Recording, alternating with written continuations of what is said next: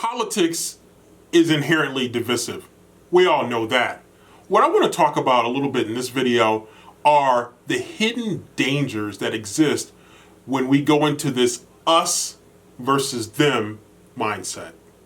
Now, some of you out there surely are into politics, and some of you are not. Some of you are really passionate about issues that really resonate with you, issues that may impact you directly, issues that may impact people that you know. And so you become a tireless advocate for some of those hot button issues, some of those issues with a personal appeal. And that's understandable. But others of you have a different motive. Others of you fall into this us versus them mentality. So if you're a liberal, it's the liberals versus the conservatives. If you're a conservative, it's the conservatives versus the liberals. It's the Democrats versus the Republicans. It's us versus them. And the things that may benefit them, if they don't benefit us, some of us are against that. And the things that benefit us, we don't want to benefit them. Not saying that's me, not even saying that's you, but it's a lot of people out there. And so what it does is it splits, it further fragments, further divides an already divided electoral. Ah, dang it. Had it going too.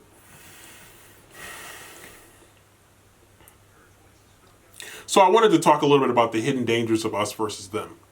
And we see this increasingly in a couple of areas that impact us on a daily basis. One is politics. There's perhaps nothing more controversial, nothing more divisive than politics. We also see it in the realm of social media. And in social media, things even more so become us versus them. You're either with us or you're against us. It's like the old line from the 1973 Dirty Harry film Magnum Force, where the vigilante cops confront Dirty Harry, Clint Eastwood's character, and they basically tell him, look, you're either with us or you're against us. And that's what we see so often in life. And we see so often in politics, and we see so often in social media, and people fall on one side or the other. You have to choose.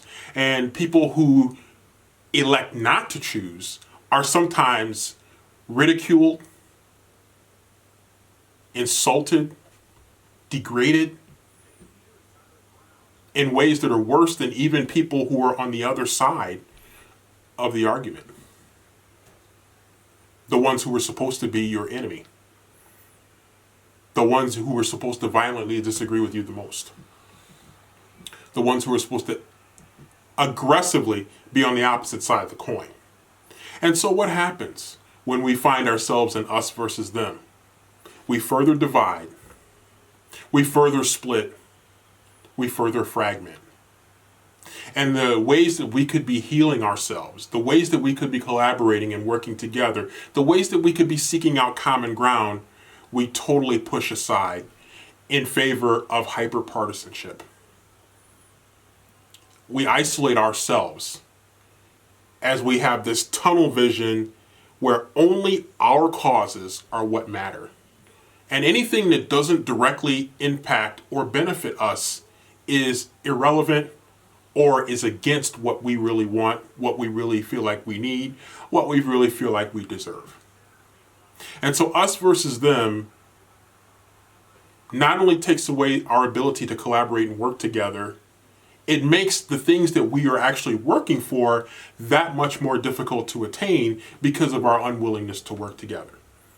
In basketball, if you have one player who is only out for himself or herself, no matter how much the level of talent, that one player can destroy everything that you're trying to build as a team, everything that you're trying to build as an organization, as a franchise, as a program.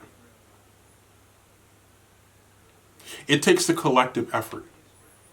Understanding that we might not always agree on everything, but if we agree on the core principles of what is important to us, it gives us a step up and an opportunity to be successful, an opportunity to come together and to fight for the things that are at the heart of our core values.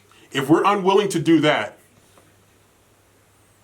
then the causes that we think that we have to focus on singularly at the expense of all others, people and causes, groups and causes, we actually hamstring ourselves. And we make it even more difficult to reach the point that we want to reach the pinnacle that we want to get to achieve the goals that we set for ourselves. It does take a village in some cases. And that village is comprised of individuals striving toward goals. Individuals who may not always agree on everything, but they agree on enough that we can work together and find ways to mutually benefit each other. And that's what we have to strive for. That's what we have to pursue. That's what we need to be.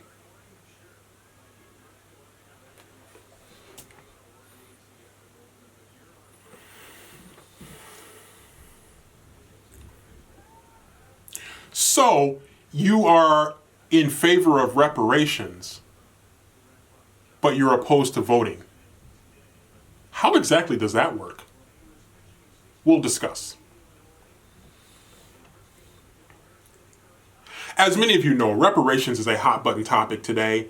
It's something that a lot of people are talking about, not only in Congress in Washington, D.C., but they're also talking about it in the newspapers, in magazines, in blogs, and even here on YouTube. Many different prominent YouTubers are talking a lot about reparations and the recent hearing that really is designed, I think, or at least in theory, to get the conversation started, to get the conversation ramped up so we can start to make some progress. Those of us who are in favor of reparations, or at least in favor of having discussions about what should or should not be done as it relates to reparations.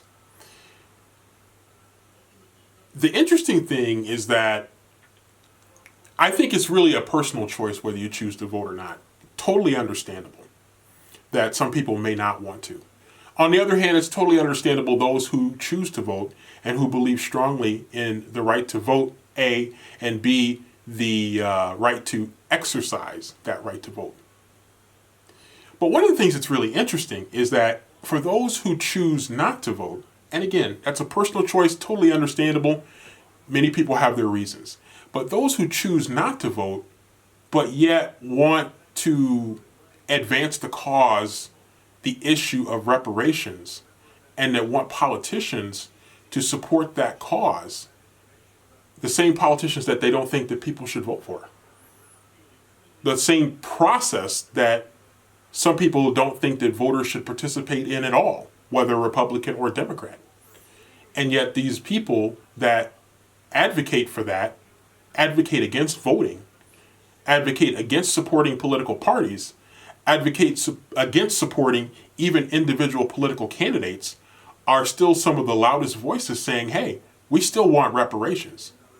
We just don't want to participate in the process.